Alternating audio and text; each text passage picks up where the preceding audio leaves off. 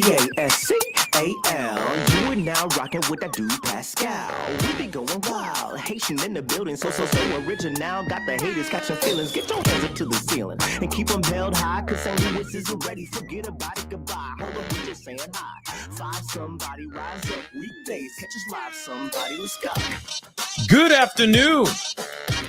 Good evening and good morning, everybody. Welcome to the Pascal Show. Hope you guys are all doing well out there. Hope you guys are having a fantastic Saturday, a positive Saturday, if you're watching this show on a Saturday. But real quick, guys, I just want you guys to know this is not going to be a super long show, but I just wanted to give you guys a couple updates. There's a few things that are going to be going on within the next hour or so in the Hendersonville area. So I wanted to give you guys an update on that really quick. If you guys want to show up and show some support to this case and show support to the Rogers family, I think it would be greatly, greatly appreciated. So I got some updates. There's something that's been circulating out here in these streets that we're going to talk about, that we are going to debunk. There's some really bad people out here in these streets, y'all.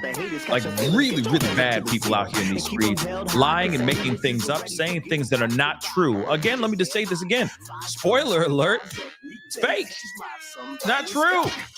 Good afternoon. Stuff that aren't true. Good evening and good morning, everybody. Welcome to the Pascal Show. Hope you guys all doing well out there. Serious. Hope you guys are having a fantastic what we're about to talk about in just a Saturday, little bit. A positive so people are Saturday, absolutely knucking futz out here in these streets. Just going to be completely real with y'all. Real quick, sorry, guys, it's a Saturday. I'm just going to say what I need to say. All right. Show. Still trying to keep it PG-13 as best as I can, but at the same time, man, it burns my cookies when I hear some BS out here. Okay, so sorry guys, we got echo. I fixed it. Sorry about that, guys. But moving on, we got some updates, small updates, because still there's nothing big yet going on. But I do want to give you guys some serious updates about everything right now. Okay, so please do me a favor, hit that like button down below, please and thank you. That would really, really mean a lot. Okay, you know your boy's working hard out here in these streets. Hit that reaction button, etc. Please don't forget to hit that subscribe button, hit that follow button if you're watching on Facebook, Twitter. We do some lives after some big shows on TikTok as well. So please go over there, follow me on TikTok and on Instagram as well. That'd be greatly, greatly appreciated. Please and thank you. All right. Appreciate it. All right. Hit that subscribe button if you're watching on YouTube. And of course, if you want to support the channel, check out my Patreon, patreon.com/The Pascal Show. And of course, you can easily just hit that join button down below if you're watching on YouTube and just become a member over here. Okay. Become a member of the family. That would be greatly, greatly appreciated. Yeah. My camera's going to be going out of whack, in and out. Just, we're going to have to deal with it. Okay, guys. But anyway, guys, it is time to get into the conversation. We got a few updates, nothing too big. Like I said, we are still in the weeds here when it comes to talking about Sebastian Rogers. Now, the thing is that there really hasn't been much movement going on. There's been movement, but it's been a lot of BS, a lot of lies, a lot of stuff that I still don't understand. Personally, has me scratching my head, and I'm sure it's a head scratcher for a lot of y'all too. We just learned that there was a group that was involved in the search for Sebastian Rogers. They are now no longer in the search for Sebastian Rogers, which still, with all due respect, I'm just curious. I just want to know why. I think that's a normal, innocent and honest question that I think a lot of us have bouncing around in our heads, if you guys know about that information.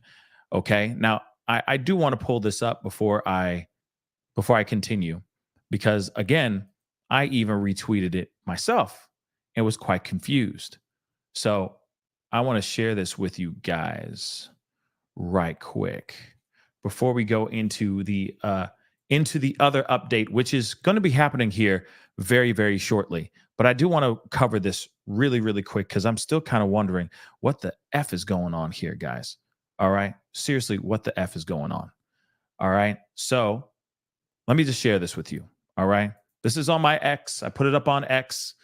Of course, Rose was Rose, or 901 or 901 Lulu reposted this, and I was actually really surprised as well. First off, this piece right here, I'm curious about this. A lot of things I've been posted on X, okay, or reposting on X, okay, and I'm quite curious about this, okay.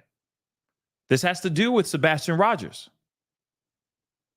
Now, this is something that just recently got leaked, from my understanding. This information recently got leaked. And they're saying this is an open criminal investigation. Okay, remember, we were learning that it wasn't a criminal investigation. We've been hearing all over these streets that it's not a criminal investigation, and yet this is something from the legal assistant from the office of the Sumner County, from Sumner County, okay, from the office of the Sumner County law director, all right, they are saying it's an open criminal investigation. Now, I have never heard anyone make a mistake by accidentally, like what Rose just said. I've never seen anybody accidentally type in criminal in a letter, because I mean, criminal is that's very hardcore, okay? That's very, very hardcore. But this information, this little letter that was sent out was leaked. And I'm wondering why it was leaked. Like I said, I'm just giving you guys the information. You guys can let that ruminate in your minds however you want to ruminate in your minds with it. But I think that is very, very odd. Nonetheless, it's very odd. Criminal investigation, what? Why is it a criminal investigation, but it's not a criminal investigation? Now, I get it. There could be a situation where they're not telling us everything because they don't want people running off. They don't want people, certain people, you know who we're talking about, disappear even more. I understand that Mrs. Proudfoot is back at home. She's home. Chris ain't there. He gone, from my understanding. Now, if he's back, that's news to me, okay?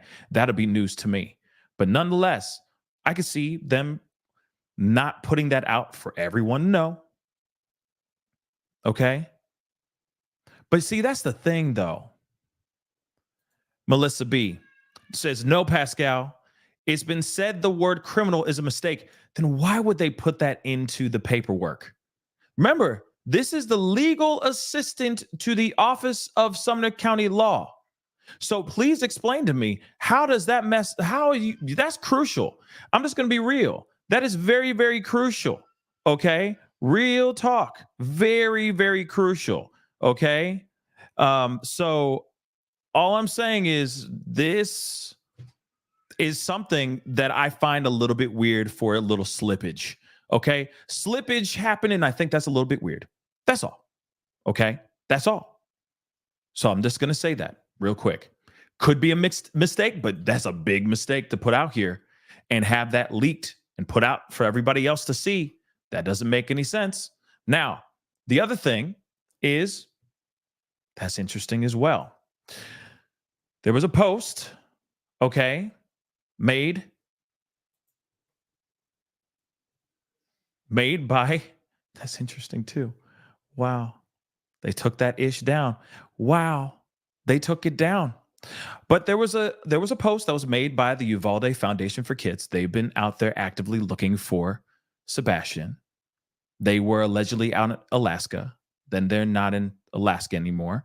They were out in Tennessee, in the area, looking for Sebastian. And then they put up a post that now does not exist anymore. They took down the post.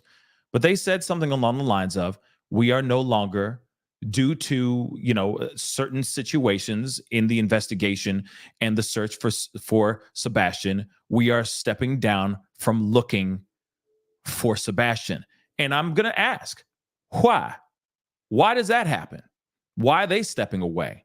You got to remember, the Cajun Navy came in. They were sitting there saying, gung-ho, we're going to look for him. We're going to do this. We're going to figure everything out. We got you. And then suddenly they said, due to receiving threats, etc., very, very, very, apparently very, very serious threats they were not going to help in the investigation and in the search, mainly the search for Sebastian Rogers, right? But then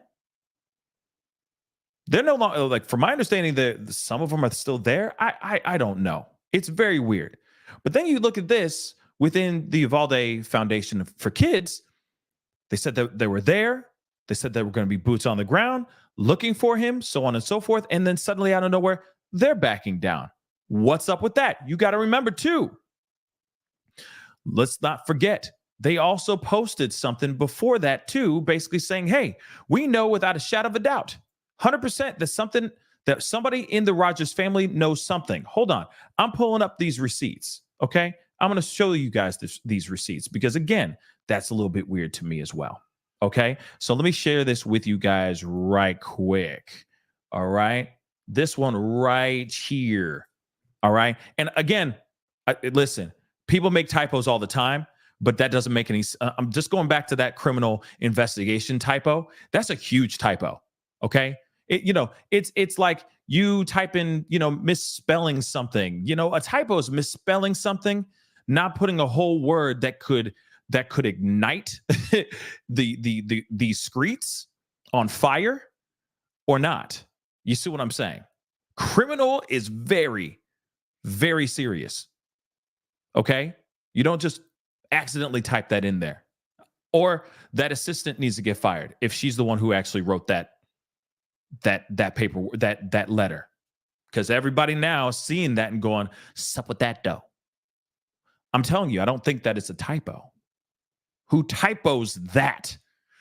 It's a typo to misspell criminal. You see what I'm saying? Like, it's a typo to misspell there or there. You know what I'm saying? Like, that's their coffee, or the coffee is over there. That's a typo. Misspelling receipts, misspelling restaurant. See, those are typos. See, restaurant, I still mess up on restaurant. I'm like, is it AURANT, or is it, what is it? Is it UAR? I don't even know anymore. You know what I'm saying? I mess that up all the time myself. Restaurant. Swear to God, you put a gun in my head and say, spell restaurant. You could basically do a you googly for me really quick. Okay? He was a good man. Just couldn't spell restaurant to save his damn life. That is a typo. But when you put in a whole word that says criminal, you know what I'm saying? That's all I'm saying. Again, I could be wrong. It could very well be a typo, but that's weird. That's a big ass typo. Big ass mistake. But here's the receipt I wanted to pull up for you guys. This is from Uvalde. Hey, and let me tell you this. I respect all of their hard work. Every single last one of Uvalde Foundation for Kids to the Cajun Navy, all of them for dedicating their time and being a part of the search, no matter what. And no one should be going after these individuals or these organizations because it's a waste of time. I'm just going to be real. It's a waste of time. They're out there trying to do the right thing. They're trying to do their best to help find Sebastian. What's disheartening and what's disappointing is them backing out. And I still want to know why. Okay? So, one thing I do want to say is this is interesting. We are now 100% convinced that the family of Sebastian Rogers knows far more than has been revealed publicly. We are also now equally convinced that recent developments indicate answers to be revealed soon. Now, here's the thing. Let's keep it real, guys. Let's talk about this, as a fam. Let's talk. Can we talk for a minute? Here it is.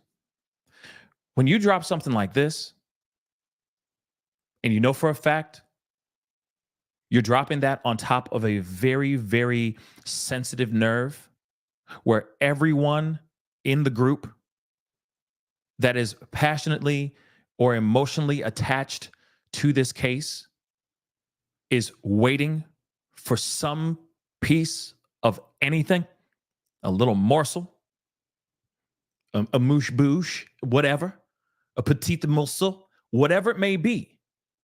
You know for a fact, as soon as you drop something like this, everybody and their mom is going to be like, oh, snap. Am I wrong? Am I right? Everybody and their mom is going to sit there and go, what's up with that? What does that mean? What do you mean by that? And then they're dissecting every syllable and every single word, every little nuance that's put into this tweet. But then what really aggravates myself, and I'm sure a whole lot of other people, hence the reason why I could see why there's some backlash going on right now, is when you back out 24, 48 hours later. Of course, everybody and their mom is going to sit there and go, what does this mean? Why are you doing that? Why? Why are you backing out?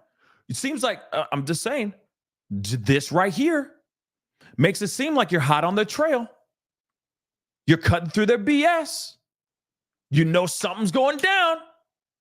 You about to blow the lid off this thing like a powder keg. Hendersonville ain't going to be the same no more. And then the next thing you do is say, due to situations involving in the investigation, we are no longer going to be a part of the search and the investigation for Sebastian Rogers. What is that? Of course, there's going to be some backlash. Of course, there's going to be people upset about that. Let's be real. People are going to be upset about that. 110%. You can't lay this huge. This ain't even a breadcrumb. For a lot of us, this is a whole meal. And then suddenly go, we got to take that meal back. Sorry, buddy. I know you haven't eaten like 3 months, but I got to take it back. I'm sorry. I'm so sorry. I'm so sorry. I'm sorry. That doesn't make sense. Now, again, I appreciate Uvalde Foundation for Kids for doing everything they can to be a part of it. It just breaks my heart that they've stepped away, especially when it feels like they're hot on something. And now we may never know what that is. It's frustrating. It definitely is. Now, another thing I do want to point out to you guys really quick. This is also very important, and I wanted to give you guys this update before it actually happens, okay? Because it's going to be happening within the next like half hour or so, but there's still time to get down there. I've been very, very busy today, guys, but I wanted to make sure that I get this to you guys. If you guys are in the area, within driving distance, whatnot, if you're 30, 45 minutes away, this prayer vigil is happening today, this evening at 6 p.m. Please, if you have some time, you hop in your car, head out there, show some solidarity, show some support if you can. Here's the information just so you guys know, okay? So a vigil of hope, united in prayer, okay, today at 6 p.m., okay? And of course, this is for Sebastian. In midst of challenges, it is our unity that shines the brightest. We warmly invite every member of our community to come together for a vigil in honor of Sebastian Rogers, who's been missing for nearly 8 weeks.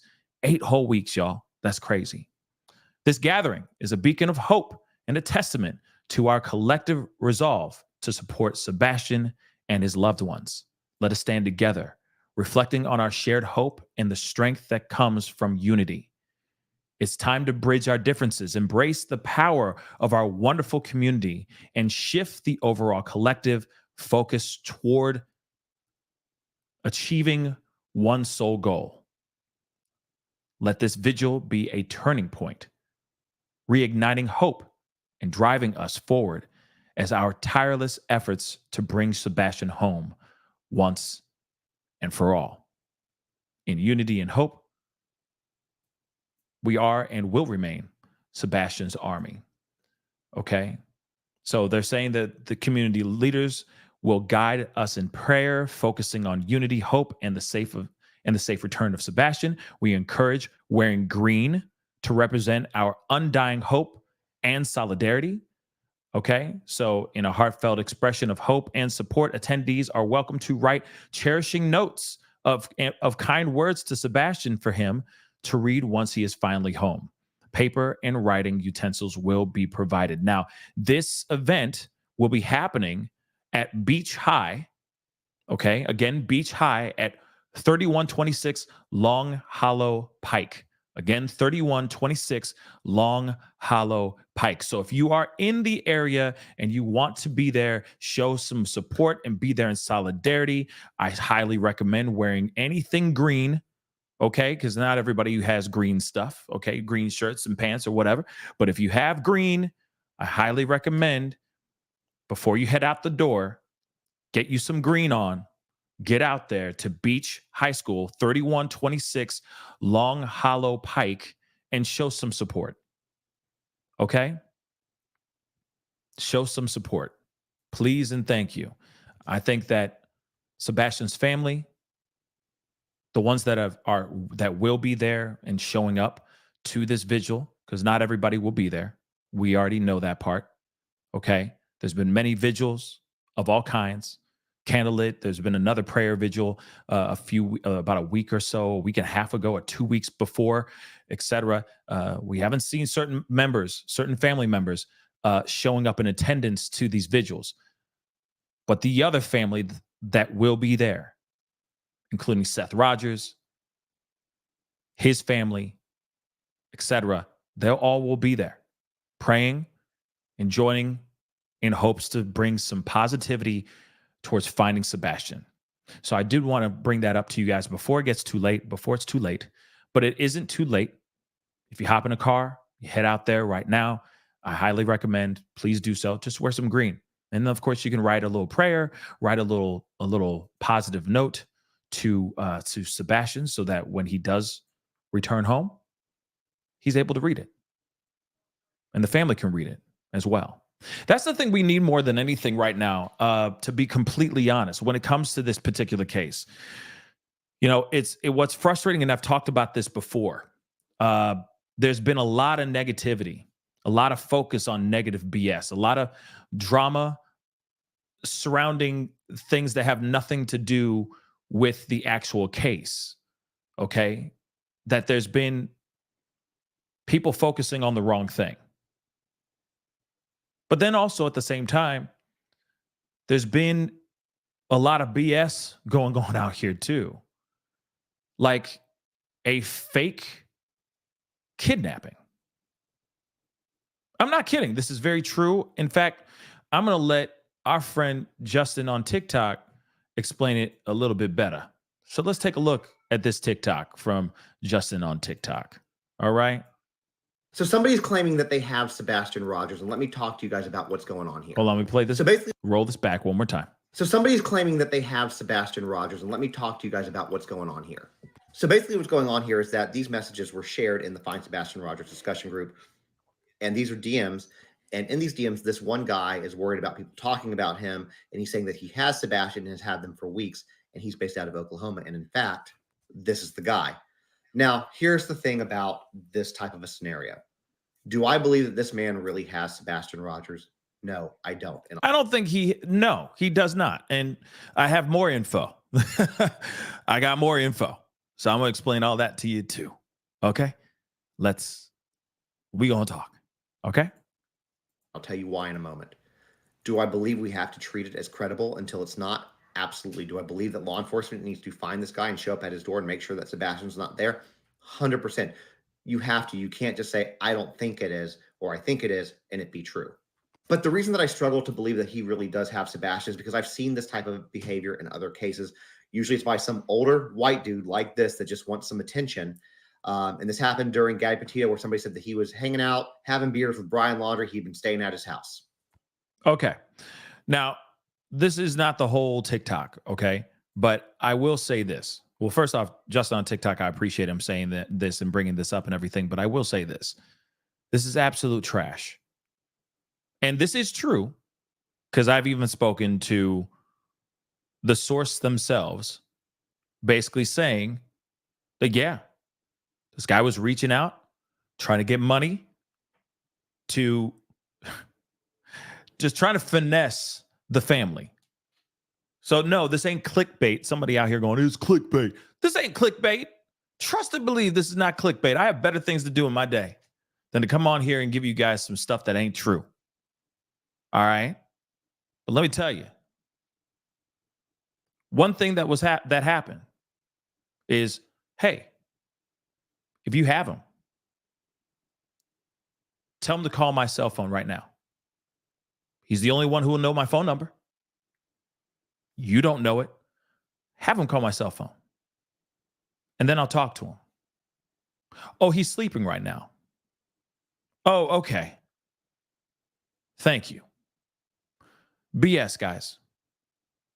Absolute BS. This is just another sick individual trying to capitalize on a tragedy that's happening right now. Let's keep it real. Okay? The fact that there are people out here that are putting their time, spending their time like this, because they know that this is a big story, a big case. Everybody and their mama wants to know what's going on. We are all, I'm live right now. This is not going to be a long show, but hey, a lot of y'all tuned in because you want to know some updates in Sebastian Rogers' case. This has grappled the entire country, if not the entire world.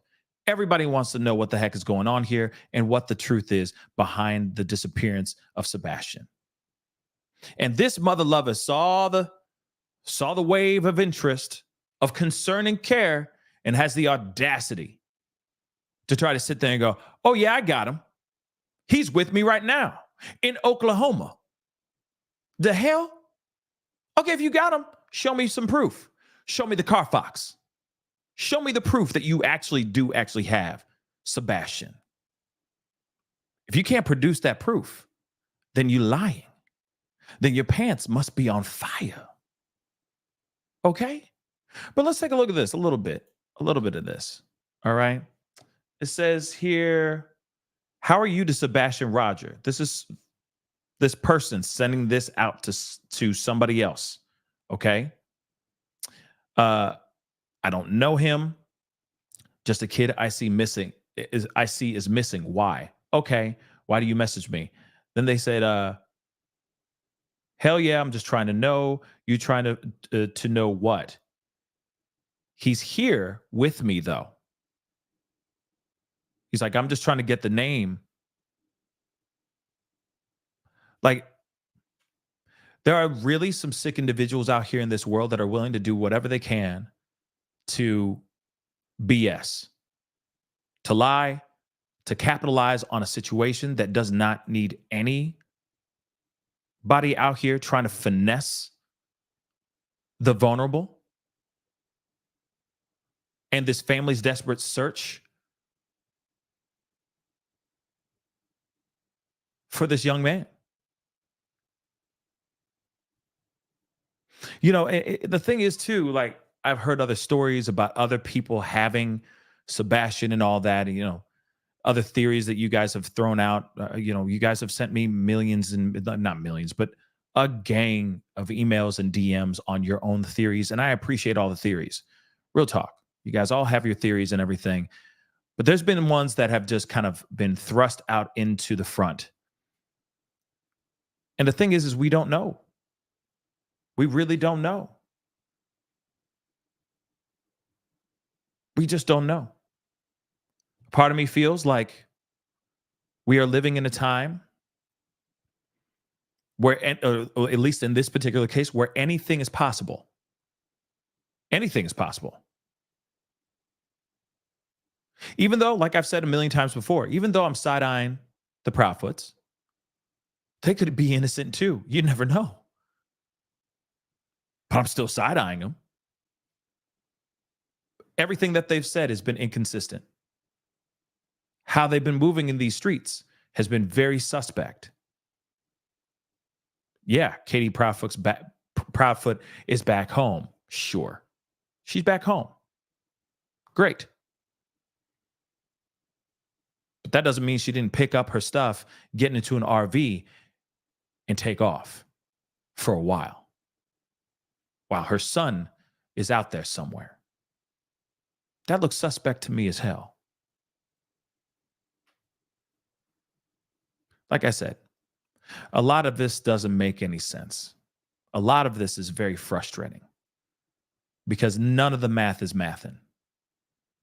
But then again, let's be real.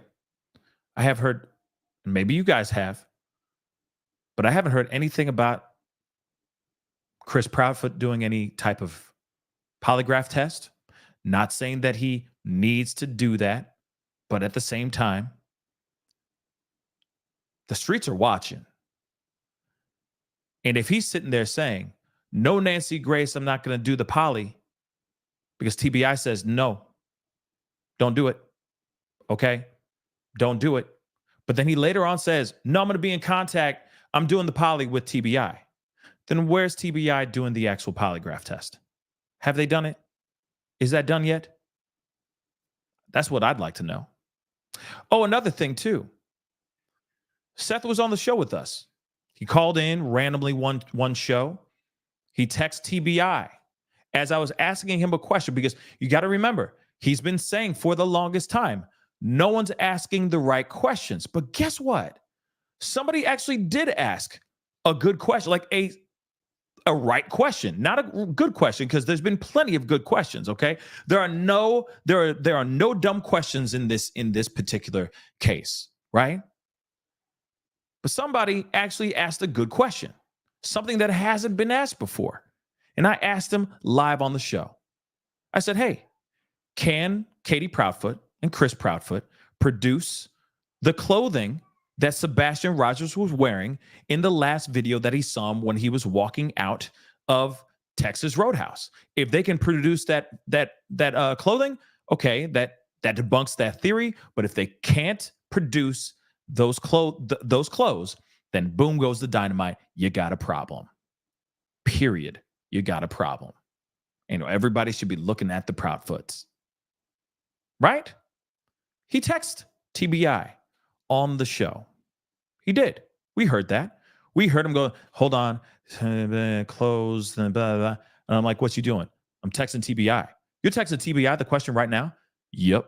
Wow. Okay, cool. Sent it to him. Guess what? Guess what, guys? Guess what? Nothing happened. Still hasn't had that answered yet. A good question still has not been answered by TBI or any law enforcement for that matter. I just want to make that abundantly clear, because I know a lot of you guys have been asking the same thing over and over and over again. Every time he's ever come on, or every time we've come onto the show and done a cover on this show or covered this case, you guys have actually asked that. Hey, did he ever get back? Did TBI ever get back to him about such and such? You know what? No. I'm going to say that 100,000 times again. No.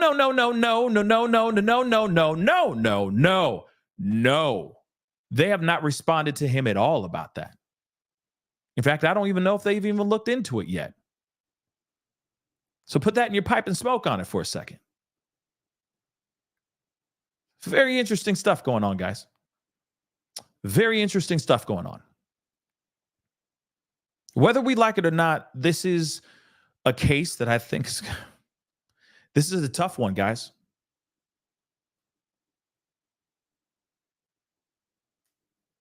And I wouldn't be surprised if TBI is a little bit upset. The people at TBI in the agency, not very happy with the coverage or the conversations that have been had out here in these streets about Sebastian Rogers' case and their investigation or lack of investigation.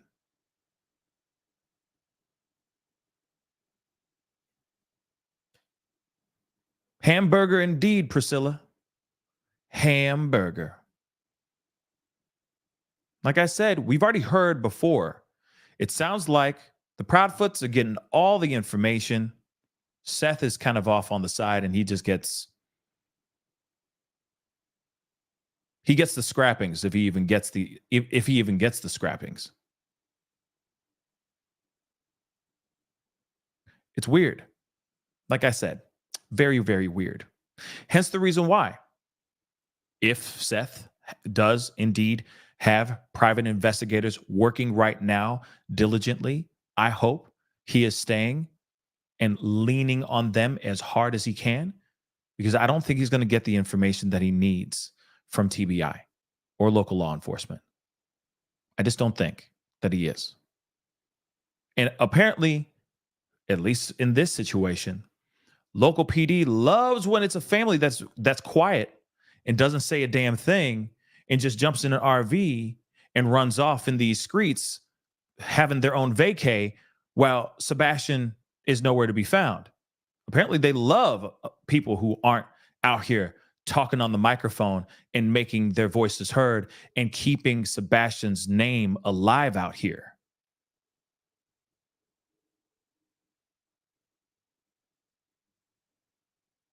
Apparently, they love that.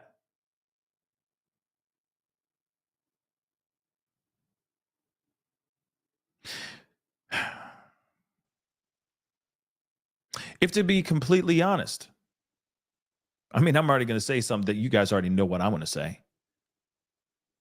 I say, be the loudest one in the room. Keep speaking up. Make your voices heard. Get on podcasts, get on interviews, call into shows, do whatever it is that you need to do to make sure that your son, your daughter, your loved one, whoever it may be, stays in the forefront of everybody's minds. Don't fret on any local PD because their job is to keep your son, your daughter, your loved one in the forefront of their minds when they're doing the investigation.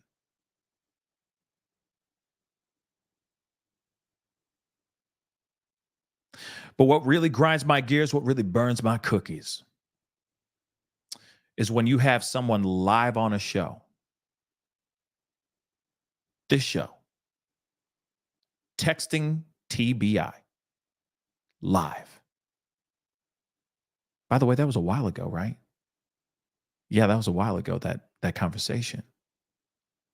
And they still can't tell us any. In fact, not us. Seth. They still haven't told Seth anything about that.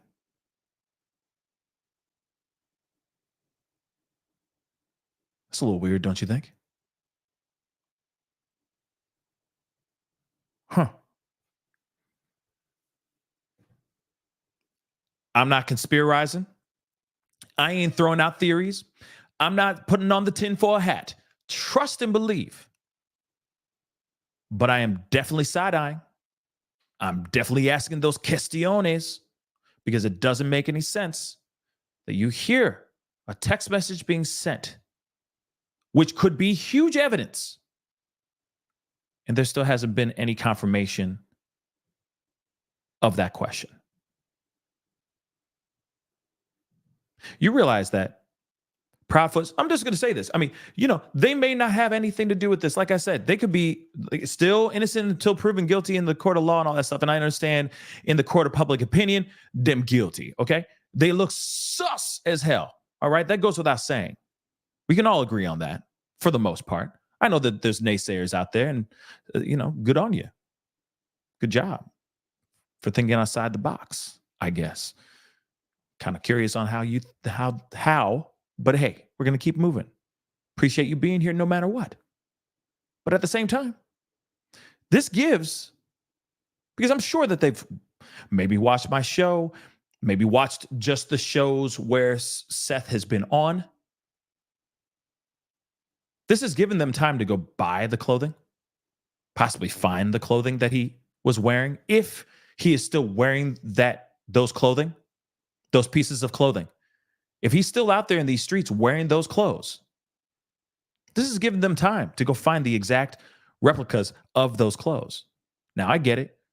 Law enforcement will have to do their due diligence, watching how they spent their money, checking out their bank accounts, so on and so forth, seeing if they bought anything online or they went to Target or Kmart or Walmart or wherever the hell. Is Kmart still around? I don't think so. But you know what I mean. Going to the local places to get the exact shirts and pants and whatnot. This is giving them time. Nothing but time. Which still doesn't make any sense to me. Instead of asking right then and there, here's a burning question, a good question to ask the Proudfoots. Produce this, please.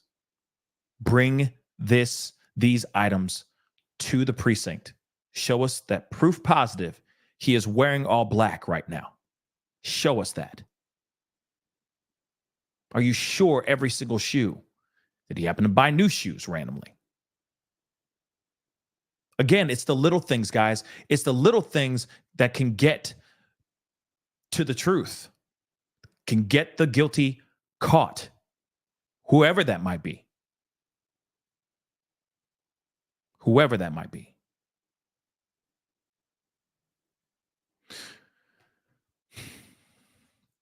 So,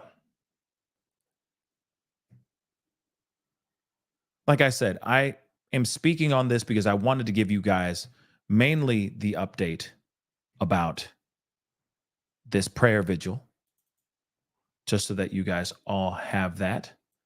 Okay. If you guys are in the area, I'm sure the prayer vigil is going to be going on for a while. So please go out there, check it out. Do what you need to do. Show some support if you can, if you're in that area. I think that's the least that we all can do if you're in the area. I don't live out there. So hopefully one day I will be out there and I will be able to meet the Rogers family in the flesh one day. Hopefully one day soon. But at the same time, crazy that we live in a time where I feel like information moves quickly. And one of those things that we have said out loud, and it's just one small thing. It's one tiny thing. It's one tiny thing, guys. And yet we still don't have answers to that. I find that weird.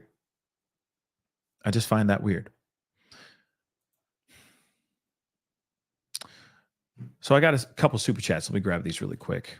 Misty, thank you so much. In my honest opinion, it was them leaking info, then had to backpedal to save face. That person probably got fired. That could be it. But that's weird. Like I said, information being put out here saying that it's criminal, saying that it's a criminal investigation. In fact, you guys sent me another clip. Some of y'all sent me this clip where they even said it on the news. I was like, where are they saying this on the news? Where are they saying it, right? And then suddenly you guys sent me some of y'all sent me a video basically saying, yeah, this is being said. This was said on the news that it was a criminal investigation. And so I need to find it because it was in a tweet that you guys sent to me. But still, I'm going like, what the hell is this? You know what I mean? What's really going on here? That's crazy that even the news is saying criminal investigation. What the hell? Now, that was a while back. I'm going to have to look for it when I get some time. But anyway, that's a big typo. It's a very big typo. Criminal. 3 syllables. It wasn't just like a little short word. Criminal is big. Okay? Very, very big. Michelle, thank you so much. Burton Staggs posted today's Sebastian's light came on at 11:30/11:45 neighbor's camera. That's before Katie Proudfoot went to bed. Very interesting. Now, if that is true, I mean, I'm going to have to look that up myself. Let's see. Hold on. Burton Staggs. There he is. Let me see. Let's take a look at that. I'm assuming it's this one from like 7 hours ago. I'm assuming. So let's take a look at this. It says 55 days. Where is Sebastian Rogers? All we know is that on the day he was last seen, he went to dinner with his mom. He later carried out the garbage, and later the light in his bedroom came on. There is little or no evidence left. He left at the house. Where is he? So, I have been 3 times. What? Seth set up. What? Wait, hold on. So I'm wondering where he says, about the time. But the fact that he's saying later the light in his bedroom came on, that's news to me. That's news to me. I didn't know about the light turning on in his bedroom. Okay.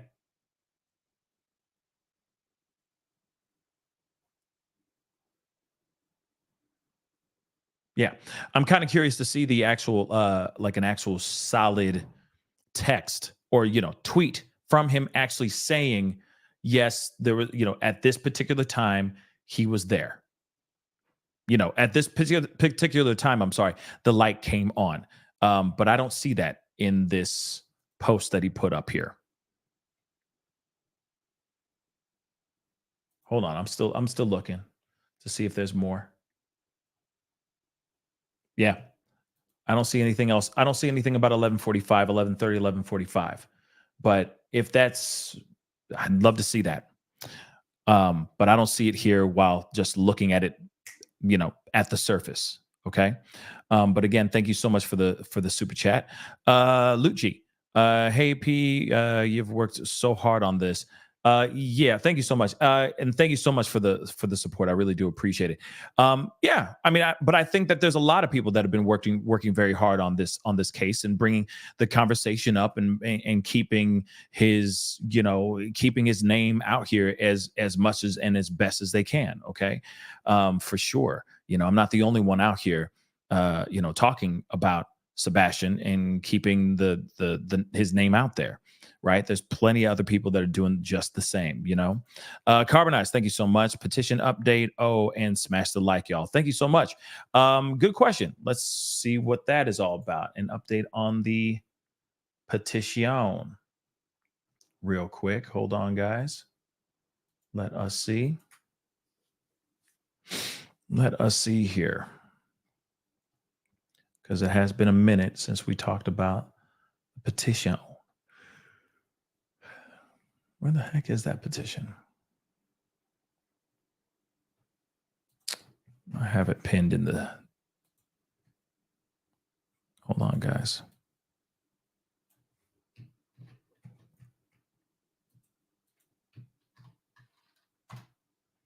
There it is.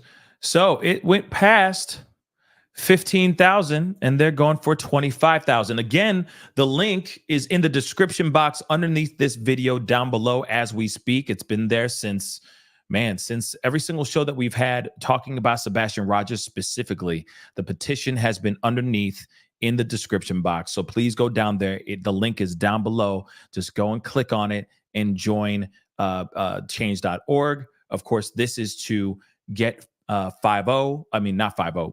FBI involved in this investigation.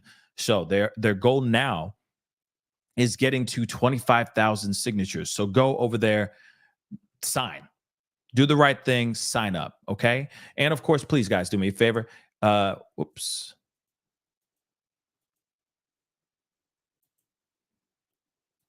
Hold on. What the hell?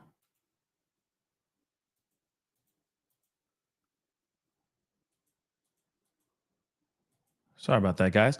Do me a favor. Hit that like button down below, please and thank you. Hit it. That would really, really mean a lot. Don't forget to hit that subscribe button, okay?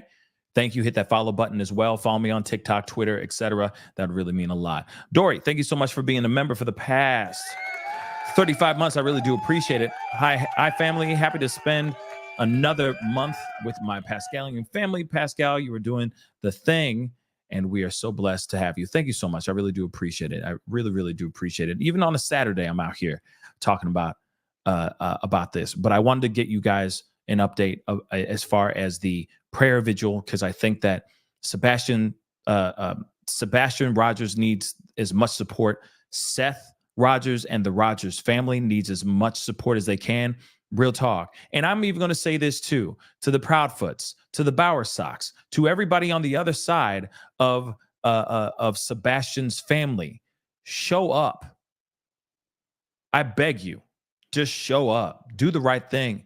Show up. Do the natural thing, actually. It should be natural to actually be there at that prayer vigil for your son, your stepson, your step-grandson, whatever. do the right thing. Just show up. That's what I would be doing. Real talk. S-Dubs, I'll take a look at that. Thank you so much. I appreciate that. Misty, Sebastian Rogers, we will find you and bring you back to your daddy.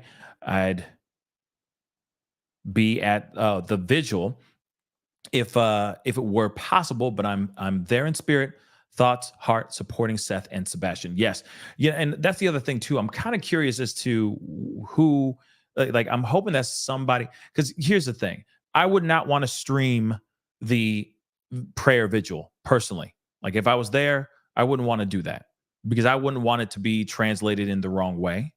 Like, you know, for someone thinking that they're trying to gain some money or whatever, you know what I mean? But at the same time, if there's permission by the family and whatnot, by all means, do that, because I think that all of us from all over the globe will want to be there as long as the family is okay with it. I've heard the family speak out about about streamers going and streaming and having a problem with that. So hopefully, if they are doing something live, if the news is there covering it or something like that, hopefully we'll be able to get access to that and see it with our own two eyes for real, you know, just to be there in spirit, you know, I think that's important. Annie, thank you so much. Why is there no updates from law enforcement? If this is a runaway case, why no updates? Why they are not releasing any public requests? That's true. They're not. Though it's only a missing person case. Something's off, in my honest opinion. Thanks, Pascal. I agree. Something's not right. Okay? Something's not right. It seems weird. But then again, I get it. There's a lot of things that they're playing close to the vest and all that. We have to put those things in consideration. There's a lot of requests that a lot of people have been putting out, wanting to get as much information because there's a lot of people covering this case. And I wouldn't be surprised if they're like, nope, we're not giving that out. Nope, we're not giving that out, because it would just turn into a kerfuffle out here. I'm sure. I would not be surprised. So again, there's a lot of things to look at. But you're right. If he just ran away, why are they proceeding in such a way? I don't know. I don't know. But I'm hoping that maybe an unbiased organization, agency can come through and spearhead this investigation. One thing I do want to point out, that house has not been ran through. What I mean by that is it's not a crime scene, because from what we know so far, it is not a criminal investigation. And if it was a criminal investigation, Katie Proudfoot would not be able to step foot in that house right now. Now, there would be yellow tape all over that mug. They'd be dusting for prints. There'd be dogs in there. They'd be pouring all that whatever that blue, the black light stuff to see if there's anything going on. That house would be flipped upside down by 5-0. Think about that for a second. Even my dog concurs, okay? Because he's smart too. He's wicked smart. So make that make sense. So if it is a criminal investigation, where the yellow tape? He's getting mad about it. Damn, bro, chill. Romeo, it's okay. It's okay, bro. Romeo, tranquilo, por favor. Tranquilo. It's okay. I know. I feel you. I feel exactly how you feel. My dog, angry. He's probably hungry. But anyway, their cars aren't crime scenes. The garage isn't a crime scene. They're able to walk in and out of that house as they please. Make that make sense. So it's not a criminal investigation. Because if it was a criminal investigation, there would be yellow tape everywhere. Forget about it. There'd be yellow tape everywhere. So that gives you full on a heads up on how they're stepping into this investigation. It's not criminal. It's not. Their cars would have been taken in. Their house would have been ransacked by now. Every floorboard, every wall would have been looked into, etc. They'd be dusting. It would be insane in that house. And nothing has happened. Nothing. And that's weird. If it is a criminal investigation right now. So maybe it's a typo, but that's one big ass typo. She might have to lose her job, unfortunately, because you just don't put that stuff out there. Let's continue on. April, thank you so much. Hey, Pascal, it's Burton Facebook, not Twitter. Oh, okay. Well, I mean, I'll look into it. In a second. Thank you so much for that correction. I'm like, I don't see it on Twitter because I only follow him on Twitter. You feel me? Michelle, thank you so much. It was okay on his Facebook post. Thank you so much. Thank you. Miss Curvy, thank you so much for the super sticker. I really do appreciate it. Fly Gal, thank you so much. 517, thank you so much for becoming a member. And just like Fly Girl, hit that join button down below. Become a member. That'll be greatly appreciated, okay? It's a simple ask, keeps these purple lights on, okay? True crime. Thank you so much.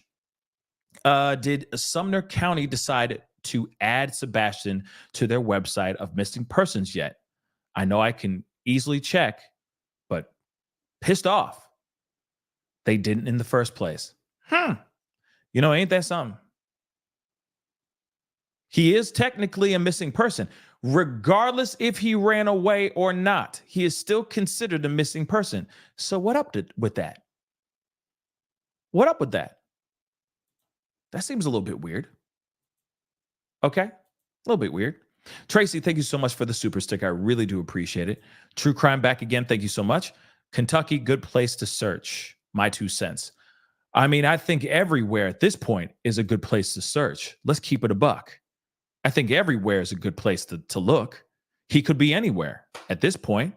But then again, he could be right under their noses. He could still be in that house. He could very well still be in that house.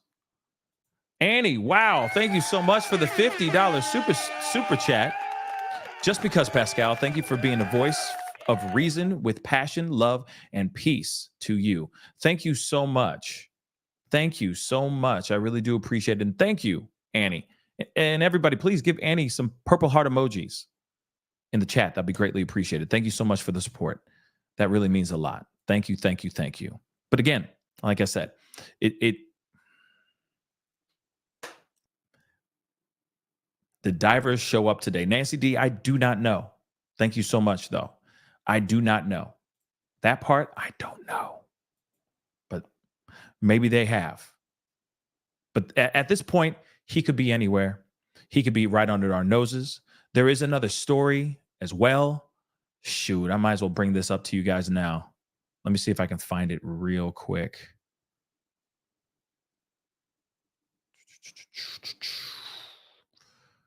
Let me see if I can find it. What was it? Oh, this is going to drive me crazy. What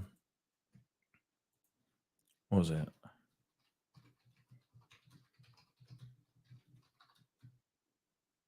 I think this was it. Yes. 2 days ago. Okay. Kid who's been missing for years. For example, okay. Hate to bring this up, but this kid was found in an attic 5 miles away from where he was last seen. I'm not kidding. Take a look at this. Boy vanished in 2020 after taking puppy for a walk. His remains were just found in an attic 5 miles away. Sometimes where your loved one may be misplaced at could very well be in your backyard, right under your nose. So as much as we sit here and say, oh, yeah, hold on. Oh, yeah, he could be in Kentucky. He could be in Mississippi. He could be in New York City, for crying out loud. He could be anywhere right now. It has been 54, 55 days since Sebastian went missing. Real talk. 55, something like that, days since he's been missing. He could be anywhere. He could be in Dubai right now, for crying out loud. He could be in Mexico. We don't know. He could be anywhere. But at the same time, I honestly feel that he's right in that area. I feel that he's not across state lines. I feel like he's right there. And he could very well be right under their noses without them even knowing. He could be hiding in plain sight. Just like this situation. Let's take a look at this really quick. Really, really quick. Okay? This kid has been missing for 4 years. He's been missing since 2020. He took his puppy for a walk. This little kid, Jaylen Griffin. Okay? He was what, 12? Around 12 years old, this kid? Walking his puppy and now found unalive in an attic 5 miles away. 5 miles away. This kid would have been 16. Would have turned 16 next week. Ain't that crazy? That's heartbreaking. So, a Buffalo, New York boy missing since August 2020 has been found in an attic of an apartment roughly 5 miles from where he was last seen, police announced this week. On Monday, the Buffalo Police Department announced at a press conference that 12-year-old Jaylen Griffin's body was found last Friday after a 3.5-year search. The boy's body was found less than a week after he would have turned 16 years old. The body that was located in the house had been there for a significant amount of time. This is what the commissioner said. I do want to extend my sincerest sympathies to the family of Jaylen. The department has conducted extensive searches, and I want Jaylen's family to know that we are working diligently to bring the next closure for the family. His brother, Jawan, was unalived in front of the family's home in November of 2020, 3 months after his 12-year-old boy went missing. His 12-year-old brother went missing, according to local WGRZ. Griffin's mother, Joanne Ponzo, passed away, in September of 2023.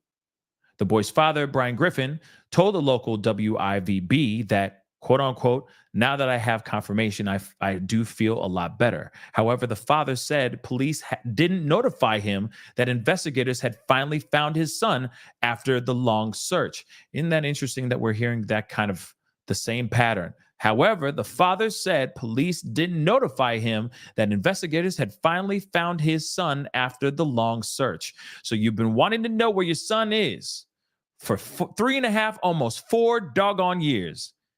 Police find him. And he's not one of the first people to get notified.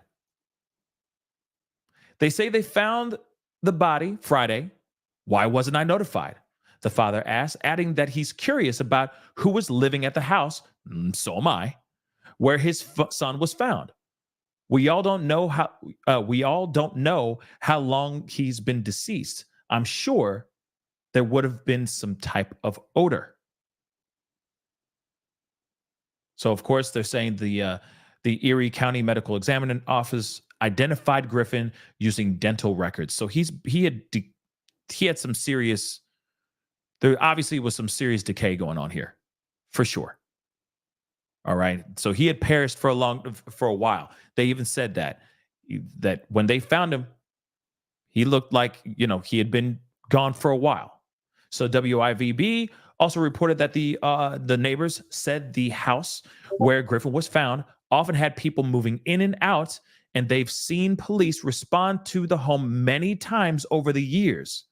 Griffin's body was discovered by a maintenance man, according to the outlet. Who would do something like this to a 12-year-old boy, a local pastor said, and a friend of the Griffin family said to WIVB. How did he end up here? Was he moved? The questions are still remaining, the pastor continued. How long was he gone? How long was he deceased? Was he found in something that was locked or had to be opened? And did a certain aroma come out that would be a major complaint to this community? This looks like this type of community This looks like the type of community where if anything is taking place, somebody will report it or say something. Now, that's some crazy stuff. And what's really, really terrifying is that it was in an area, he said, it sounds like it was a pretty decent area. Not a scary, not a scary, but not like a crime-ridden area. But this little boy, 12-year-old boy who was walking his puppy, gets snatched up and maybe held captive in this house. And God knows how long he was in there being held captive, but he was being held captive for a minute. 5 miles away. Do you understand what I'm saying here, guys? So when we talk about Sebastian Rogers, and we talk about, and I get it, I totally understand the theories. There's no wrong theory here. There isn't. But when we talk about him crossing state lines, I don't know. Of course, I could be wrong too. But he could very well be hiding right under local law enforcement's noses right now. That could literally be it. That could literally be it. He could be still inside that house. He could have been moved somewhere else. That's very true as well. But again, how, oh God, how does a living kid, leave the house, leaving no scent behind, no trace of nothing behind? Something happened to this kid. Where he is, he may not even left the house. That's just my theory. Again, I could be absolutely wrong. But when you have nothing, no scent, no nothing at all, out there, you're telling me a barefoot kid with a little rinky-dinky flashlight, high-functioning autistic boy, is going to be out there and is going to be able to function properly by himself out there? He would have approached somebody. He would have popped up somewhere. He would have been out here. He is either being held against his will or he's still in that house. Or his body was discarded in some very elaborate way. And all we need is that smoking gun piece of evidence. All we need is that little bit. And we can get this thing solved. Or it can at least get us closer to getting on a path to finding Sebastian. And what's crazy to me, if the Proudfoots have something to do with the disappearance of this young man, what's crazy to me is, let's not forget Harmony Montgomery. Let's not forget the slew of other kids who have lost their lives and have been gone, that we don't know where their bodies are. And those parents still saw the inside of a courtroom. Let's not forget that. So it doesn't matter. I hate to even think about the ultimate. I hate to think about the tragic.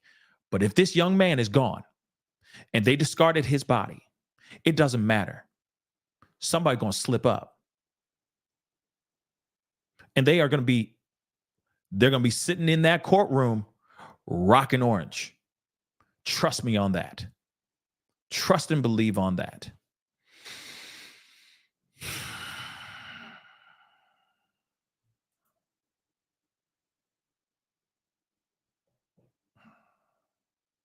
So, like I said, they could sit there all day and go, oh no, there's no body, so there's no crime. Oh, no.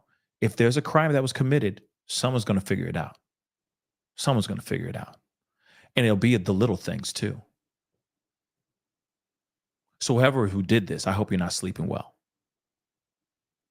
On God, I hope you're not sleeping well. In fact, all of you evildoers out here doing these things to your loved ones or to the innocent out here, young and old, I hope you're not sleeping. I hope you are worrying about the little things. I hope you are worried about slipping up, because when you do slip up, it's going to be big. The little things make big moments happen. Trust and believe. I'm going to open up the phone lines for a minute, just for a quick second. Just for a quick second, guys. Need to woosah a little bit. But like I said before, keep it clean, keep it classy. Don't be mean. Don't be rude. If you're an ass, I hang up on your ass. That's it. But I want to hear your thoughts real quick. This is going to be a quick one. So if I don't get to everybody, don't get mad. I'm only going to go through a flash round of calls. Okay. But give me a call. Love to hear your thoughts and theories, etc. I know everybody's got their theories. I know everybody's, minds are spinning on all this. And I want to say this too. May Jaylen Griffin rest in peace, that 12-year-old boy that was playing with his puppy and was taken. I'm telling you right now, whoever was living in that house over the past 4 years, the police need to go back. They need to go and do their due diligence. Ask everybody, every single person that ever lived in that house, whoever was a tenant that rented that place, etc. They need to go through every single one of those mother lovers and find out what the F is going on, because somebody had this kid and held him against his will for years. And God knows how long that kid was gone for. And how did they know to go all the way there and go into this attic of all things? Who tipped them off? That's what I'd like to know as well. But let me get this phone call. Hey, you on the mic with the Pascal Show. What's your name? Where are you calling from? Hey, Pascal. This is Fly Girl 517. How are you? What's up, Fly Gal? Thank you so much for calling in. What's on your mind? Speak on I it. beat the Fly Gal. Fly The Fly Gal. You know. Yeah. I'm going to work on that, Pascal. Really work on that. But you good? Yeah, good. Really work on it. You know how that goes. I'm playing. Anyways, I come with nothing but love. You're so wonderful. You really are truly a wonderful guy, and I'm so glad that I found you. Thank you. Thank you. But something that was I was trying to type it in the chat, but you only get so many letters, or it's ridiculous. But anyway, I was listening to Jennifer Coffindaffer. Coffindaffer. Yeah. Coffindaffer. Okay. Yeah. And something kind of hit me the wrong way. Oh. And I am going to re-listen to it, but maybe it's something that either you have heard or somebody else has heard. So she was talking about Sebastian's case, mm-hmm.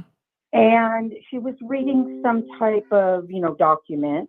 Okay. And within this document, she indicated that if Sebastian had left his home, that obviously he wouldn't contact his mother, because that's where he is left from. Right. But she also said that he wouldn't call his father. And that just struck me so funny. And then she continued to say something to the effect of, apparently there's been some issues with Seth and Sebastian. I don't know if it's, in a police report or, one of the child welfare things, but I found that kind of funny. What do you think about that? Well, I guess I'm curious about what you mean by the phone call. What do you mean exactly by a phone call? I'm sorry, you're right. You good? I should elaborate. My apologies. It's okay. So it's okay. If the theory is if Sebastian left his home, yeah, and obviously he's not going to call his mother because that's why he left that home. Right. But she indicated that he wouldn't call his father either. And she said there had been some issues with, now she said his father, which I assume is Seth, not the stepfather. Right. But I found that kind of funny. And, Jennifer is a pretty straight shooter.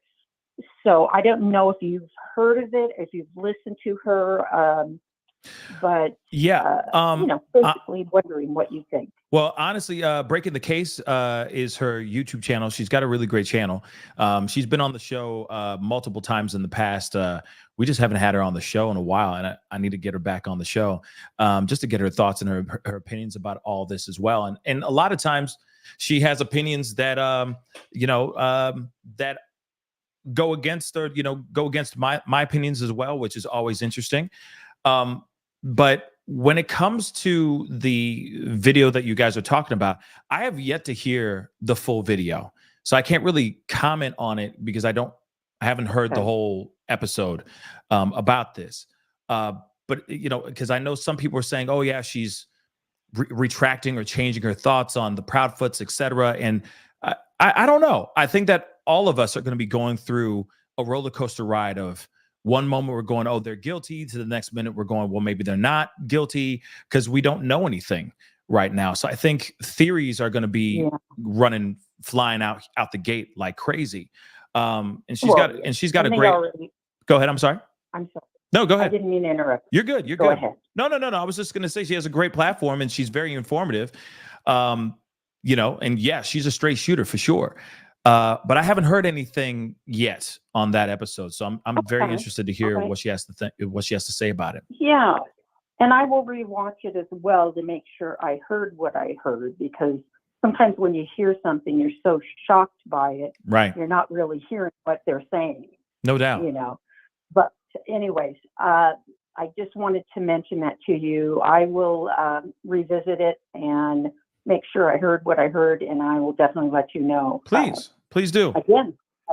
And all right, you have a fabulous evening. Thank you. You too. Thank you. No, and I'll make sure to take a look. Take a listen to her show. I haven't listened to the whole thing. I haven't had time to really sit down and listen to really anything as of late. It's been a lot of coverage. But I will take a listen to see what she has to say. But thank you so much for the updates. Very good. You're very welcome, and you have a fabulous night and a fabulous weekend. Thank you too, sweetheart. Thank you. Talk to you soon. All righty. Bye now. Bye. All right. All righty. Yeah, I haven't seen that episode yet. Again, quick reminder, petition, go check it out. It's in the link is down below underneath this video as we speak, or if you're watching on YouTube, or I'm sorry, on Facebook, it's up above. Go check it out, please, and thank you, okay? Hey, you on the mic with the Pascal Show. What's your name? Where are you calling from? I'm calling from North Carolina. What's your name? It's Renee. Okay, Renee. What's on your mind? Speak on it. Okay, first of all, Pastor, I just want to say thank you and good job for helping with these missing kids. I think you do an awesome job, and God's going to bless you. That's the first thing I wanted to say to you. Appreciate that, Renee. Thank you. Second thing, this with Sebastian. Mm-hmm. It's really been bothering me. And I've been praying that this little boy will be found. And I pray for Seth. But I think because of where I live and things that's happened around here with the law enforcement and stuff, I have a theory. And my theory is that I believe in somehow, some way, there's connections.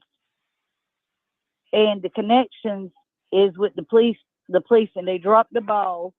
So now that they have more eyes, like with the FBI and stuff, and it's going, and the media picked up on it. So now they're trying to clean up, the mess. I think a lot of this could have been already solved, and they could have found out what happened.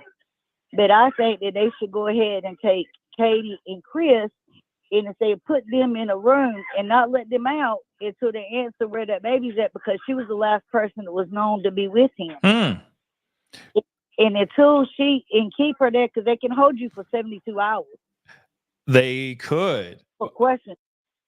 So I would let her come out to them, because she's going to lawyer up. And when she does, she's got to into and not say nothing. Right. But it's her child. So if she gets away from Chris, maybe she will tell on herself and slip up. I feel like she's already lawyered up. I'm sure that they've already lawyered up long time ago, weeks ago.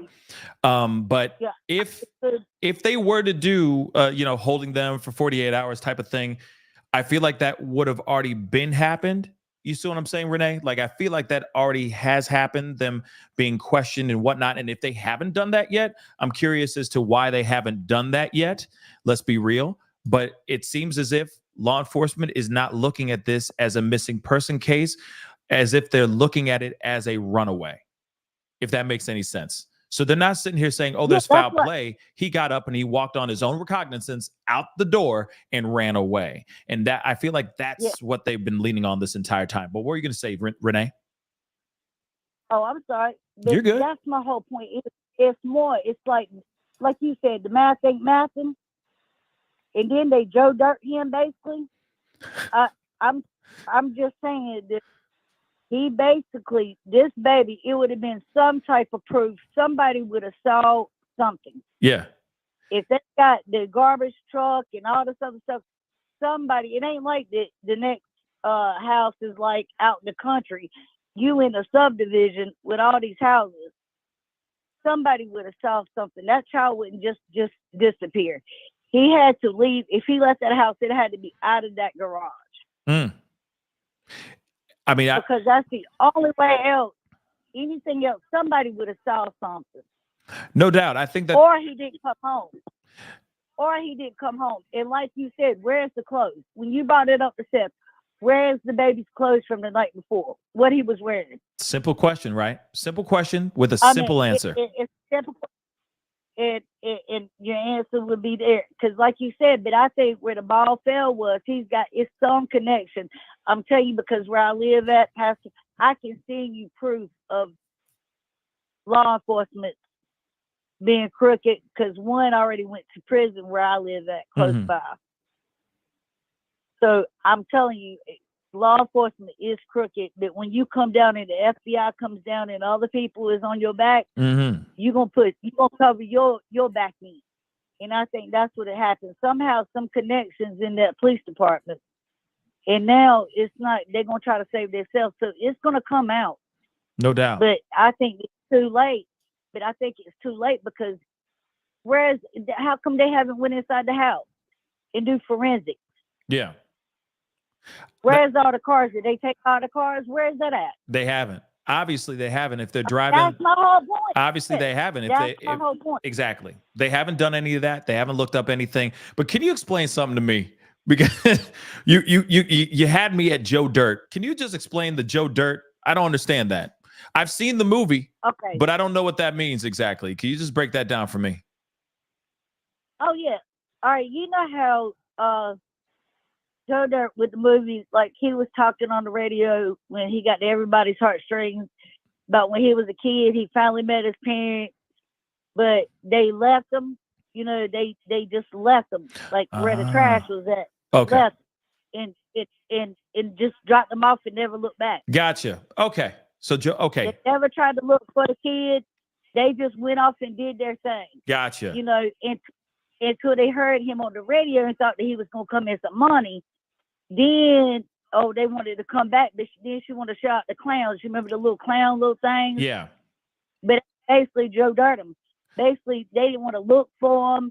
They didn't try to do nothing. They left him and didn't even look for him. And that's exactly what they did. Okay. Thank you. I was like, what? They didn't go look for him. Okay. Well, Renee, thank you so much for that breakdown. I appreciate you humoring me with that breakdown. Yeah, I guess they did. Yeah. You need to ask him. He needs to go get a lawyer. That's the first thing that you need to tell him to do. I know he's got all these PIs. Yeah. Because my brother was murdered. Oh, I'm sorry to hear that. So I'm having the same. I'm saying I had some issues. That's why I'm saying I'm speaking from experience. With things, but I'm telling you, that baby, they're behind it, and the cops, how come they haven't did their job? Because now everything could already be cleared up, like you said. They could already cleaned up forensics. They could have done anything. That the baby deserves that. And you know what? If whoever did it don't answer down here on earth, like my grandma said, you're gonna answer for that in the time. And whoever was a part of it, like Chris's family, whoever, sisters, anybody, whoever in law enforcement try to cover it up or drop the ball, it could be their child, their grandchild.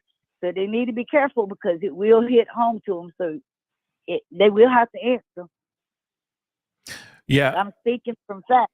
No doubt. And, I'm so sorry that happened or that's happening to you and your family. Real talk. And obviously you have a much more experience dealing with investigations, dealing with law enforcement, et cetera, in your own neck of the woods. So I know you're speaking from experience, definitely when it comes to something like this with Sebastian's case. So I appreciate you, calling in and just giving us your 2 cents. All right. Yeah, the only reason why I just thought that with the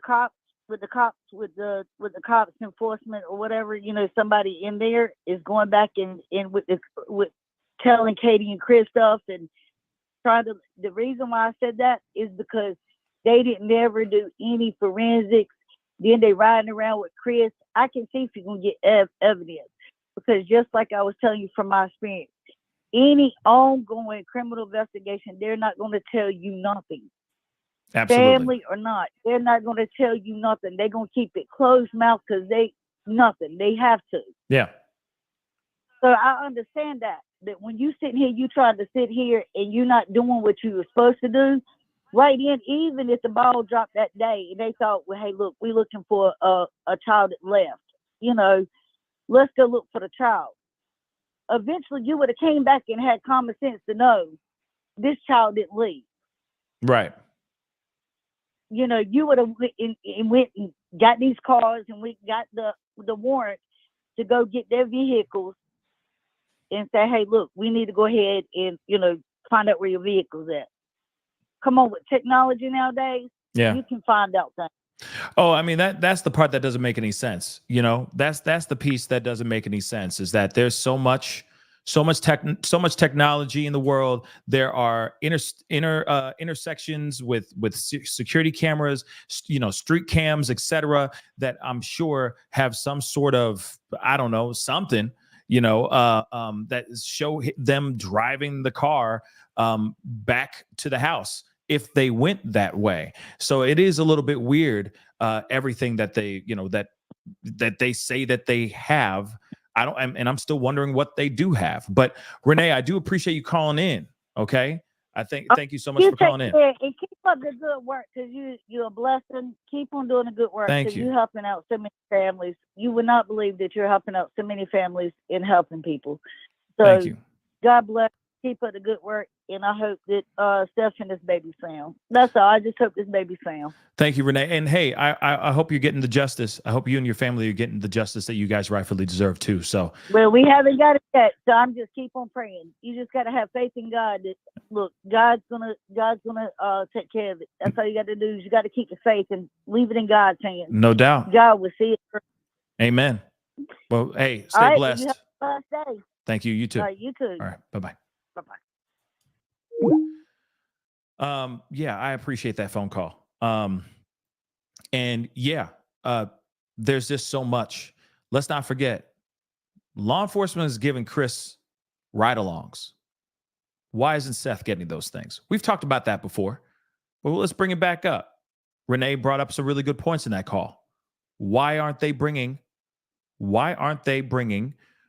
Seth along and letting Seth know what's going on? Sure, he's an outsider. Sure, he doesn't live in Hendersonville. Okay. I'm sure doesn't know them and has beers with them on a regular, on the weekends and stuff like that, knowing these guys personally. But at the end of the day, he is still this kid's father. Period. He deserves as much love and as much attention and as much transparency as the Proudfoots. So why is he out on the side? That's not fair. That's not right. He has been willing to do, and he's done everything that he's done. He's done he's had showing proof that he was nowhere near the times that Sebastian went missing. So he is in the clear for the most part, you know what I mean? But he's in the clear with an alibi. He was working. There is the polygraph test that he took. Whether he passed it or not, we don't know about all that. But at the same time, all that information, he's been nothing but willing to be there, willing to help, willing to be a contributing person to this whole case. Let's not forget that he's been out there, boots on the ground. He's still out there trying to figure everything out, trying to find his son. So who's cooperating with police and who's not? In my mind, I think cooperating with police means that you're out here doing everything you can. You're doing the other part of the heavy lifting, getting the word out there, getting as much as you can, as far as evidence, etc., to get closer to finding your son. It just doesn't make sense. I'm going to take this last phone call. Hey, you on the mic with the Pascal Show. What's your name? Where are you calling from? Hey, Pascal. This is Allison from Florida. Hey, Allison from Florida. What's on your mind? You're my last call, so speak on it. Oh, my gosh. I'm so lucky. I have been watching your show. I'm not going to go into all the theories and all that because I don't really have a theory, but you are amazing. Oh, thank you. You're on the Riley Strain. You're on the moms. You're on Sebastian. And you're just the bomb. Thebomb.com, Pascal. Pascal Show. Thank you. I appreciate that. It really means a lot. Out here in these streets. Out here in these streets, indeed. All right. But now, what streets are we speaking of? Where do you live? I mean, if you can tell. Or what state? Can you tell what state? I'm in Missouri. Gotcha. Missouri. Okay. I'm in Florida. Okay. Right on. Right on. Yeah, you're doing a great job. I know that there's so many YouTubers out there, and dang, I'm so happy to talk to you, Pascal. That is so cool. You are awesome. Well, thank you. I seriously, I appreciate that.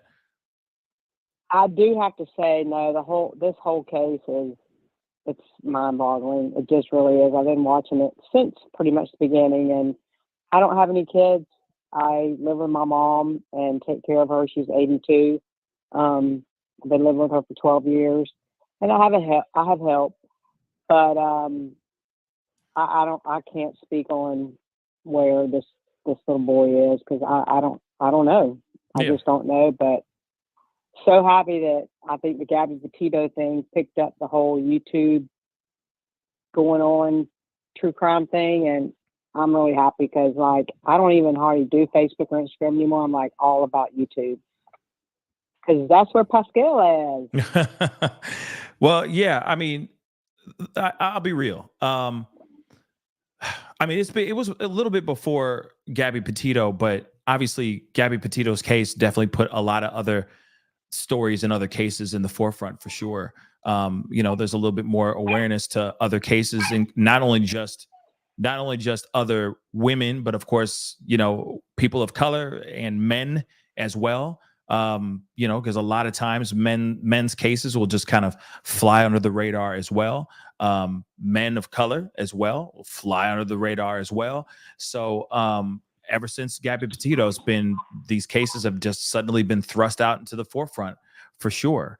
So I as tragic as it is, I do appreciate what Gabby Petito's case helped. What Gabby Petito's case and what Gabby Petito's family did to get these cases more out in the forefront for sure.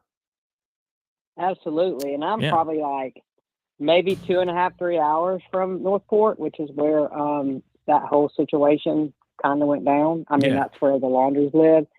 But you're funny, you're entertaining, you're great. You're really great. Thank you. I really am so glad I got to talk to you. I just was I'm just going to try and see if I can get through. But I went 30 minutes ago and did something, and I thought you were going to be gone. I got back on. I'm you're still here? I was surprised you were still out there hanging live. I guess it's hard to get off sometimes. Yeah, it sometimes it's tough to jump off a live, especially when you're maybe I should just open up the lines and just hear what people have to say, because I know a lot of people are chomping at the bit, wanting to say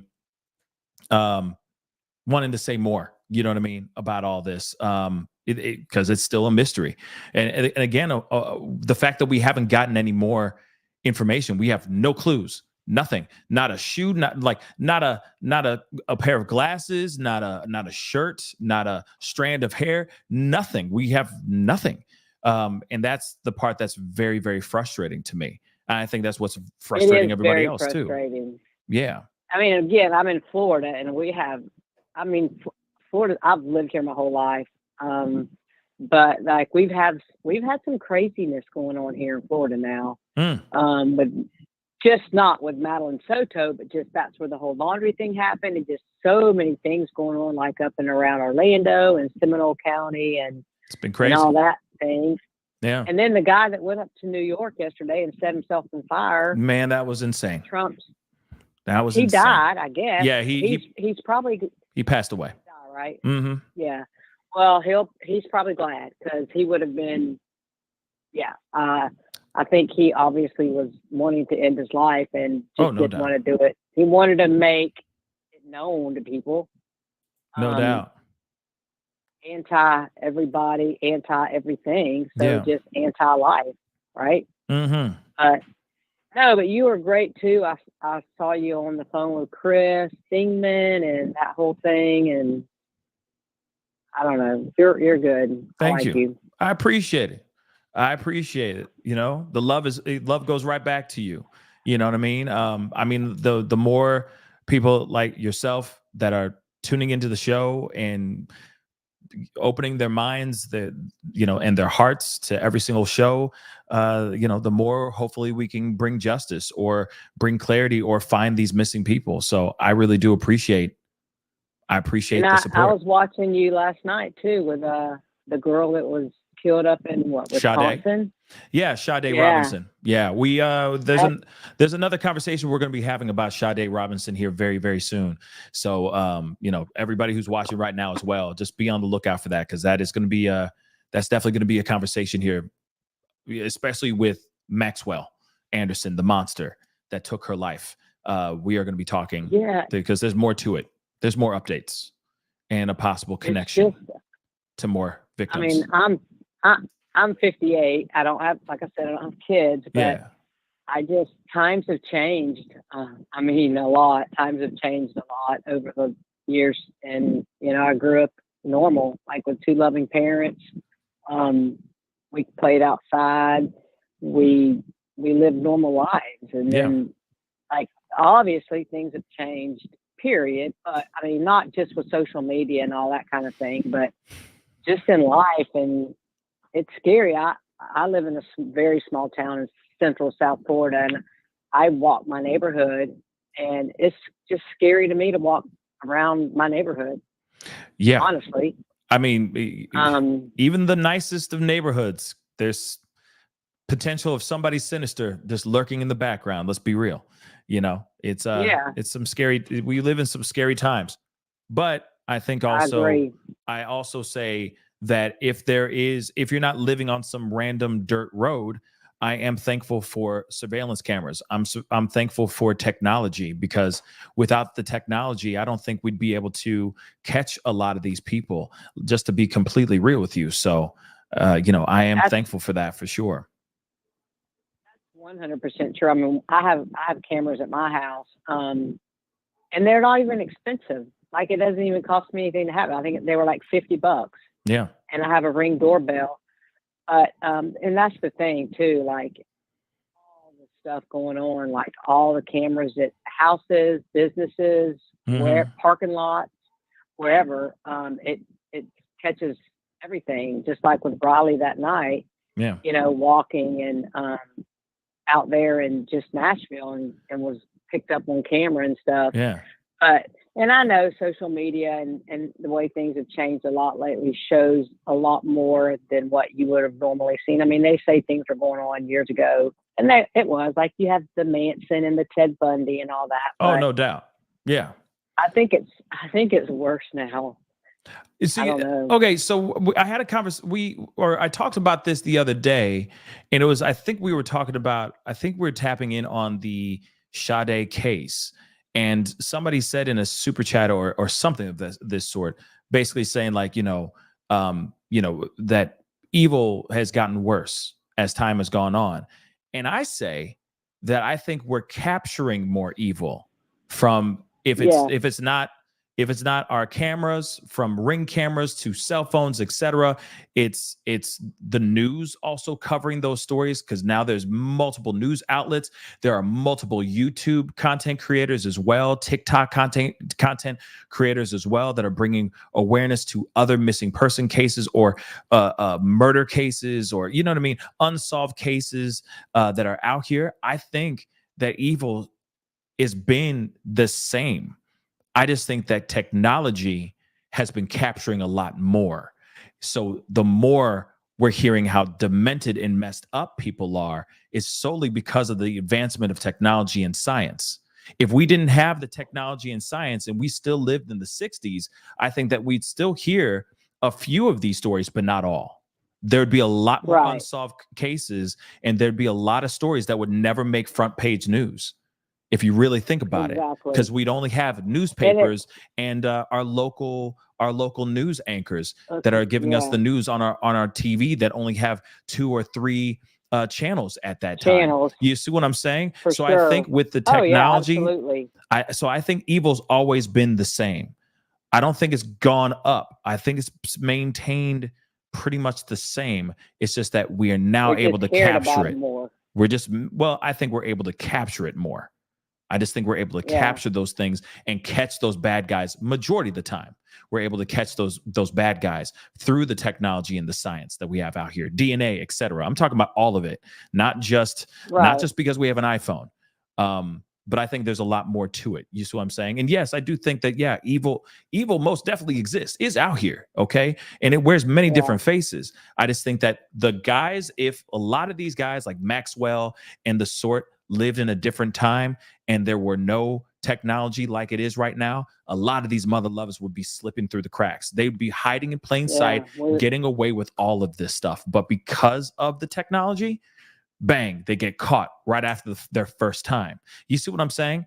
So, you know, that's just what I think. And even Ted Bundy, that was all so crazy in Florida. Like, he was in Lake City and Tallahassee. And I know, and not went to school because she's older than me, but I grew up and lived next door to a girl that was at FSU at Florida State University and lived in the sorority house next door to the one that he killed the girls in. Yeah. And that was craziness. But he wasn't, the thing about it is that he wasn't a dumb guy. Like, he wasn't stupid. He was very, he wasn't stupid. he was smart, but he wasn't smart. You know what I mean? Oh, yeah. No, a lot of these guys are super charismatic. They know how to finesse. They know how to, they got that silver tongue. Literally, I just watched a docu-series, or it was a reenactment, but a full series called A Friend of the Family. I literally just got done with it earlier today. And my mind was blown. The fact that this happened, that this guy was, infiltrating the entire family. He SA'd, one of the children, was kidnapping her. She would get kidnapped, and then she was brainwashed, and then she kept running away from the house. And this was in the 70s, like the mid to late 70s. And I'm sitting there going, damn, this actually happened not so long ago.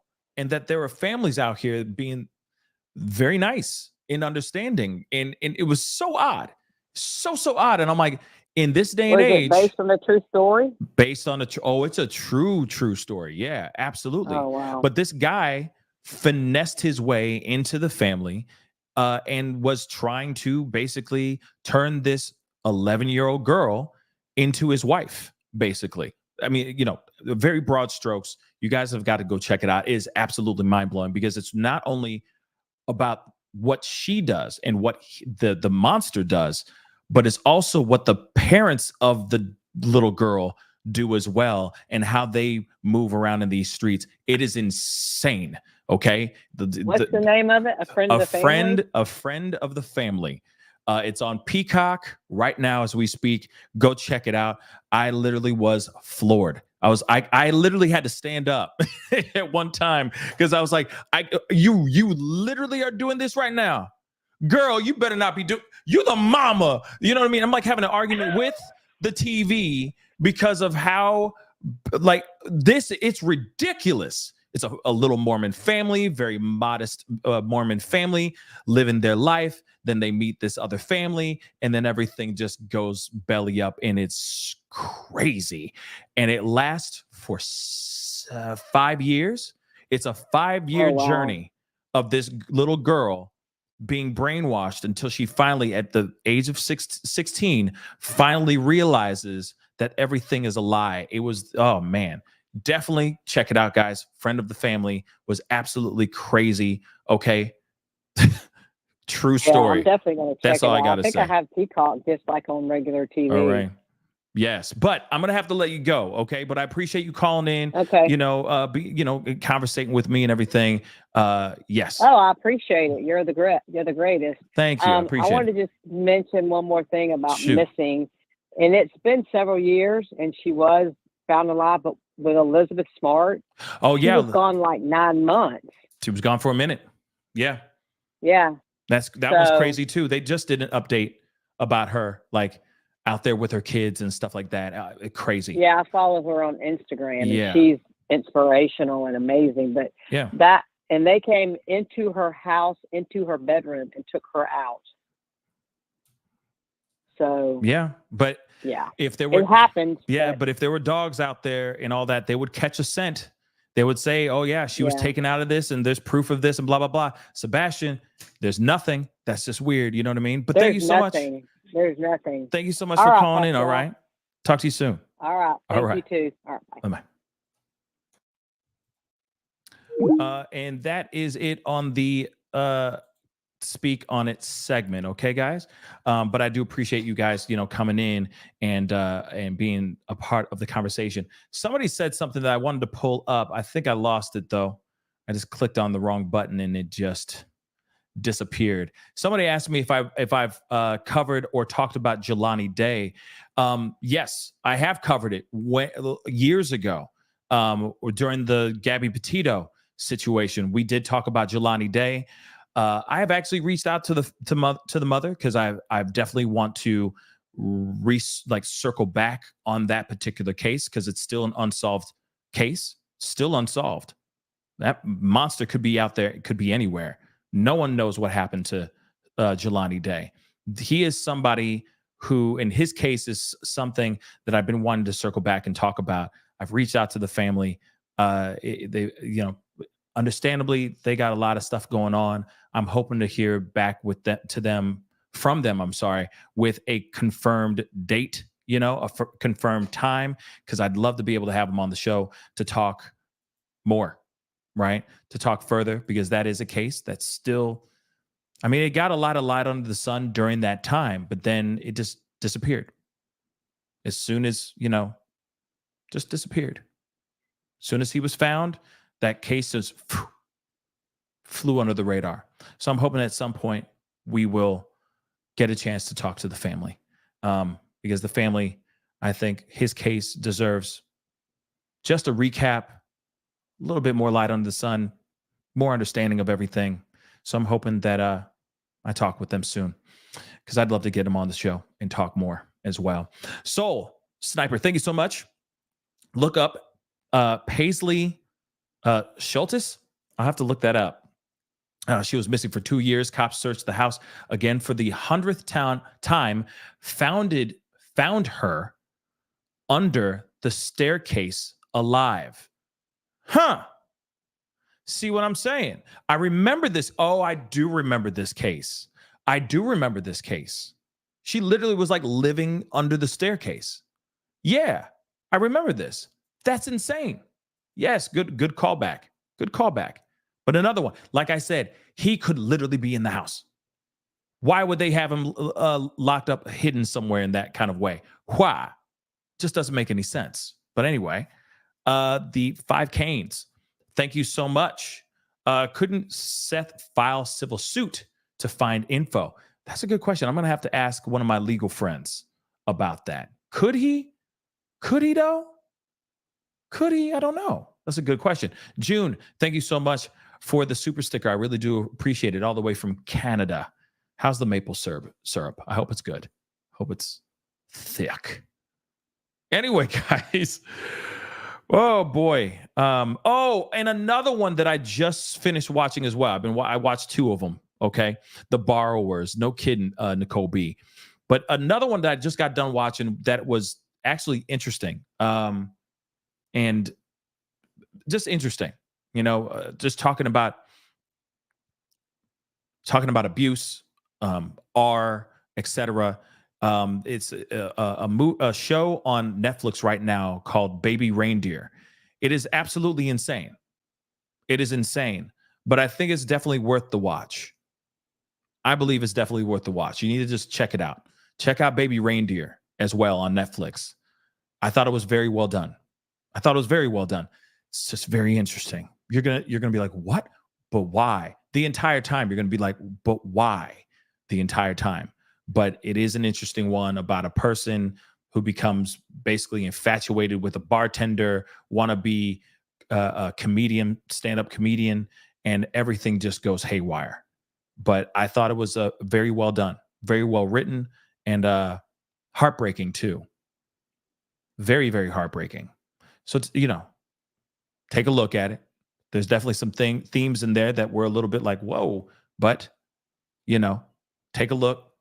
Take a look, I'm sure you'll appreciate it as well. Okay. But guys, all right. That is the show. I appreciate all y'all for being here. It really does mean a lot. Trust me, if there's any more developments in regards to Sebastian Rogers' case, I'm sorry, for a fact we will be talking about it. I will give you those updates. But this fake napper situation is fake. It's a lie. This man probably has some issues, some mental health issues, and he needs to go talk to somebody, period, point blank. And I'm wondering if law enforcement, I'm wondering if the family is pressing charges on this guy. I don't know if they can. But at the end of the day, he was trying to get a ransom. Like, he was trying to get money, which is insane. So we'll see what happens with the family, what they're going to do with all of that. All right. Of course, we got many, many other stories and other cases that we are covering.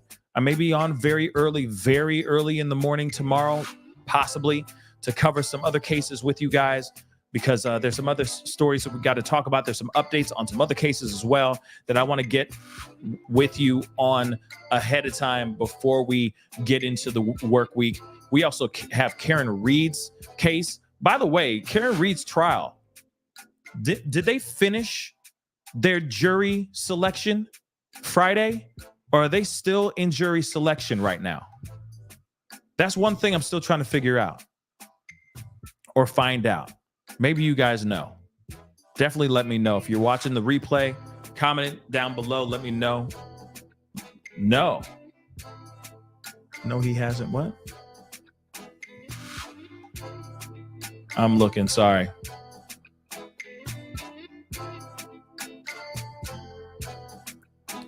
Maybe you guys don't. Okay. But, it is finished. So, Consuelo, they're finished with their jury selection. They didn't have court yesterday. Thank you. Yes, I did ask about Karen Reed. I want to know if jury selection is continuing on tomorrow. TW72 just said, need to select 4 alternates. Okay. Well, then maybe they'll start that tomorrow or Monday. So they may just start mid-afternoon, their opening statements, or they may not do that, hold until Tuesday and start Tuesday. Because that is a trial that I'm very interested in watching with y'all, because I want to see it with my own 2 eyes as well. So I may be doing a full-on watch party type thing on that case. It just depends. I'm trying to figure out about finessing scheduling and all that stuff. You know what I mean? Because it's several hours sitting down and watching a trial. So it's something to think about for sure. Okay. So I'll let you guys know here for sure. Okay. So I may be on tomorrow morning early. So just to let you guys know, there's some other cases, some other updates on other cases that we're going to be talking about. So please do me a favor, hit that like button before you head out. Okay. Hit that reaction button. If you're watching on other platforms, that'd be greatly appreciated. Do not forget to hit that follow button on my Facebook, TikTok, Instagram, Twitter, or X. You know what I'm talking about. Go and follow me on all those platforms. That'd be greatly appreciated. If you're watching on YouTube, crush that subscribe button, please and thank you. That would really mean the world to me. Of course, check out the join button down below. Become a member. Become a family member. It's very simple. Or if you want to support the channel any further, go to join our Patreon. Patreon.com/The Pascal Show. So the ticker down below, going that way as we speak. All right. But it is time to get going, guys. I appreciate all y'all for being here. Thank you so much. And I'll be talking to you guys very, very soon. Have a great one, guys. Have a wonderful Saturday night. Be safe out there if you're going to be going and partaking. If the weather's beautiful, all right, drink responsibly. Get your ass home in one piece, all right? Much love to you guys. It's time to get going. Be good to yourselves. Be good to one another. See you guys soon. This is The Pascal Show. Bye.